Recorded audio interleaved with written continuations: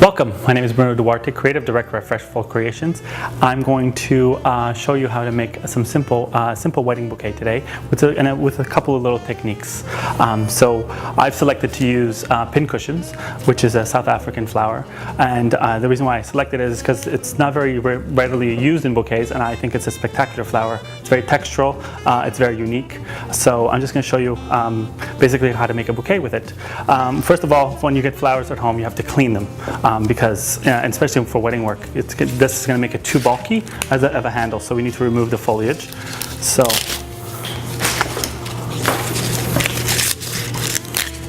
I left a little bit of foliage on the top because you want some of it poking out when you do the bouquet.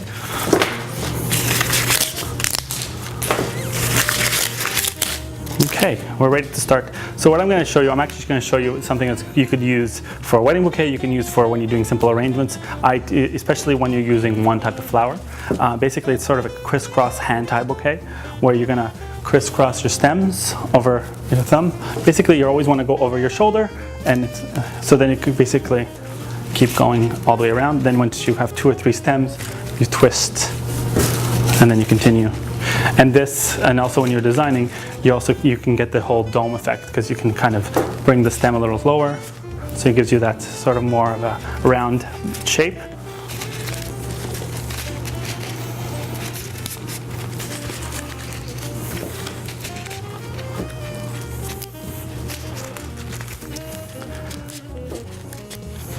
As you can see, there's your round shape.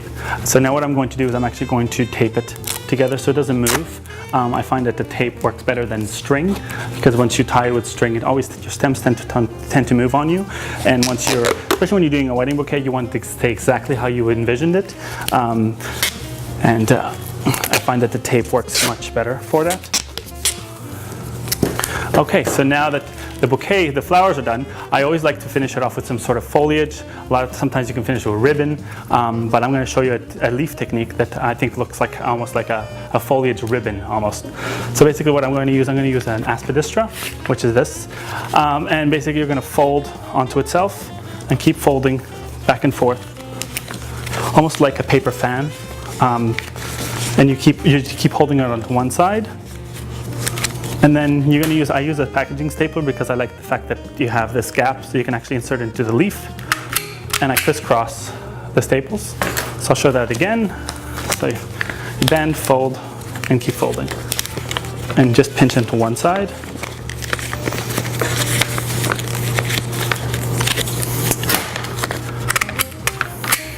And you get that sort of feel. So now, and as you can see here, this leaf has moved. So what I'm going to do, you want to staple it to the vein of the leaf so it stays down, like so. So now I'm going to show you a little trick that I always like to use this thing called leaf shine, just to make your leaves actually pop even more against your bouquet. So you can see it gives you a totally different feel. Okay, so now we're ready to add to our bouquet, and basically you're just going to go around the bouquet exactly, just to give it. And one trick when you're doing bouquets, a lot of the times I like to design in front of a mirror, because then you can totally tell exactly how it's going to look. So then, it just gives you a better feel of basically how the bride is going to hold it and how it's going to look when she's holding it. So there's a little trick that you can design in front of a mirror.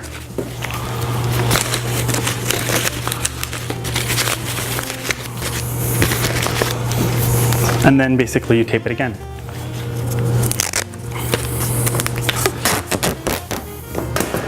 There you have it, your bridal bouquet with one variety of flowers, and bridal bouquet with one variety of flowers as well, but finished off with a nice ribbon.